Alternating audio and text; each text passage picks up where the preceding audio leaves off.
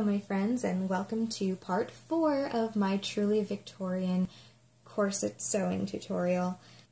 In this part we're going to look at how to set grommets onto a corset. So there are a few different ways that a person can do this.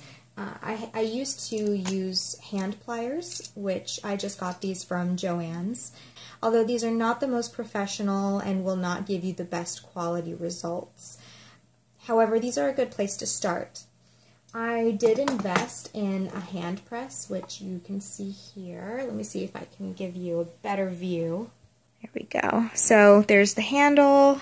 So here you can see the die, and this is the area where you'll put the grommet with the fabric sandwiched in between. So these are the types of grommets that you're going to want to use for a corset. Some grommets, or eyelets rather, are just the one piece that look like this one right here. This grommet is, you can see the neck there, and eyelets are just going to be this piece, and the neck will curl down to create a hold on the fabric. However, for a corset, you're going to want a little bit more sturdiness for your grommets. So that is where the washer comes in.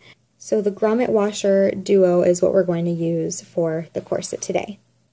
Other tools that I'm going to need is an awl to create the hole for the grommet, and my little detail snips so that I could make the hole bigger if needed. To get started, you're going to have that area that you designated for your grommets, and you're going to be measuring where you're going to be putting the grommet holes. So I always start 1 inch from the top and in the very middle of your grommet channel. Now I have this really awesome ruler that lets me see exactly where I'm measuring. I can put a link in the description to where you can get one of these. But yeah, they're super helpful.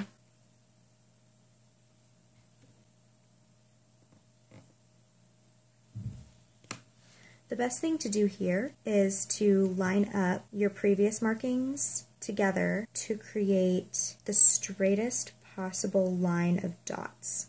And each of these markings are 1 inch apart from each other.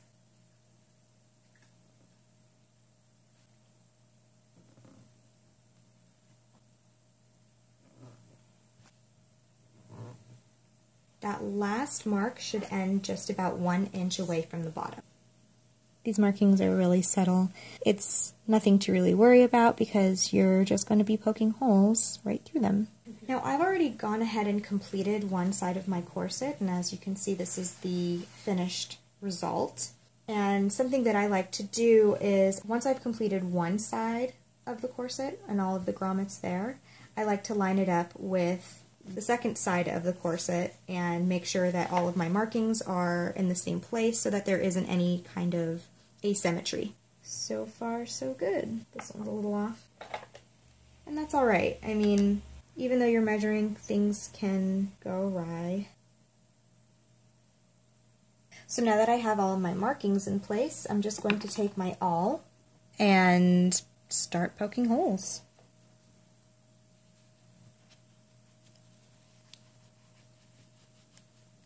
Now I will do just one grommet at a time. And you'll find that a lot of the time when you're using an awl, that the hole will close up, just like as in part 2 when you were creating the holes for the knob part of your busk, except these holes are going to be a lot bigger. So when I find that I can't quite get that to work, I'll just take my little snips and make a couple little snips.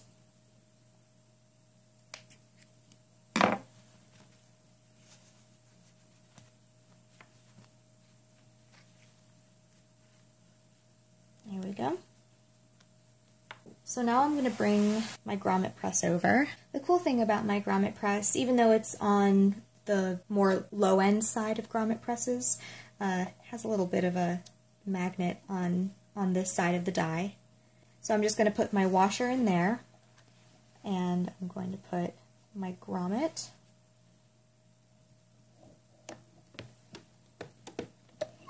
And that's all there is to it.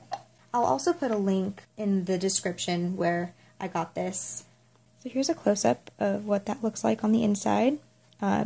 The grommet curled up nicely, tightly against the washer.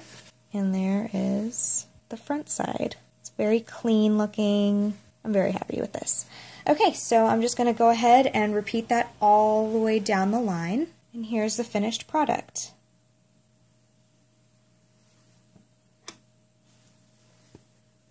So that's all there is to it. Grommeting doesn't have to be this arduous battle if you've got the right tools.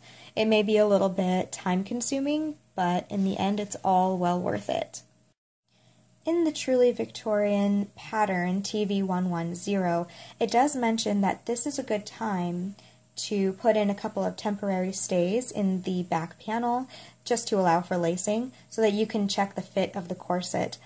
It's a good idea to do this because it may be too long, so you may have to trim from the bottom or even around the armpits area just for comfort.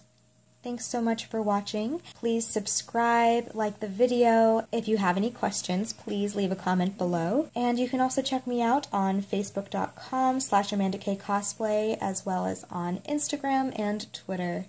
In the next video, we're going to be covering how to finish the top of the corset before we put in our stays. See you next time!